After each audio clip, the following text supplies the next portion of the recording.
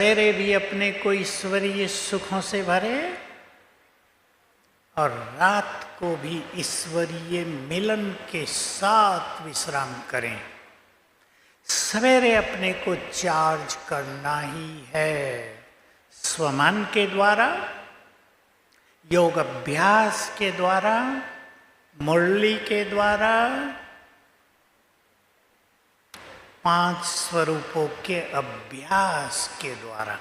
मैं वो बात जो कह रहा था उससे पहले एक बात कहना चाहता हूं। मुरली का समय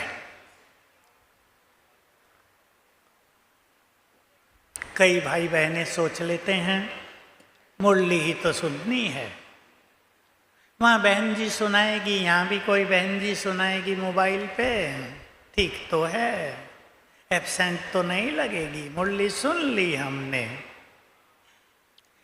लेकिन मैं आपको अनुभव की बात सुनाता हूं।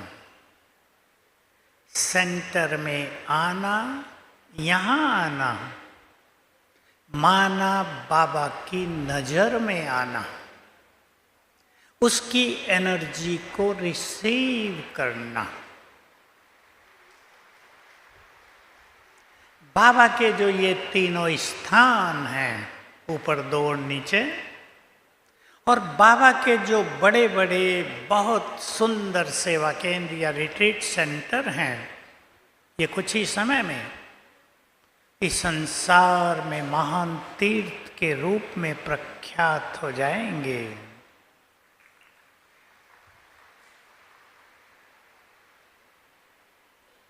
ये तीनों स्थान तो ऐसे हो जाएंगे कि यहाँ का पानी भी लोगों को निरोग करेगा, यहाँ की मिट्टी लोगों के कष्ट हरेगी, यहाँ आना ही उन्हें उनकी जन्म जन्म की प्यास को बुझाने वाला होगा।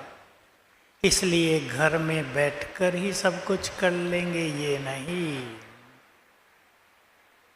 मैं सभी भाई बहनों को एक बात अच्छी तरह कहना चाहता हूँ, मैं कहूँ समझाना चाहता हूँ, बुरा नहीं मानना। बाबा का एक एक महावाक्य अगर हम उसके नशे में साथ साथ आ जाएं तो हमें एनर्जी देता है। आपने 3 दिन अभी मुरली सुनी, मैं 3 दिन से सुन रहा हूँ, बाकी ऊपर था। 2 दिन सुषमा दीदी ने सुनाई, 1 दिन जयंती दीदी ने। कितना सुंदर प्रवाह था, वाइब्रेशंस कितने सुंदर थे। क्या ये वाइब्रेशंस मोबाइल से मिलेंगे? कदापि नहीं। अगर बाबा कह रहा है मैं तुम्हारा भाग्य जगाने आया हूं बच्चे, मैं तुम्हें मदद करने आया हूं, सोचो मैं तुम्हें राजयोग सिखा रहा हूं बादशाही देने के लिए, एक एक बात के नशे में आना माना, एनर्जी लेकर जाना। इसलिए मुरली केवल ज्ञान नहीं है, स्पिरिचुअल एनर्जी से भरपूर करती है हमें मुरली। रूहानी शक्तियाँ, रूहानी ऊर्जा से भरती है हमें मुरली। सुनाने वालों को भी चाहिए वो रस भरें और सुनने वाले भी रस भर के जाएं, बहुत सुंदर होगा। तो सवेरे और रात को सुंदर अवस्था में बिगनिंग करनी, एंड करनी जीवन की, रोज की दिनचर्या की, तो हमारा कल्प की बिगनिंग भी और कल्प का एंड भी सदा सदा के लिए सुंदर होने लगेगा। मैं सभी भाई बहनों को एक बात पे ध्यान दिलाता हूँ, बाबा का प्रथम मिलन, और समय तेजी से आगे बढ़ रहा है।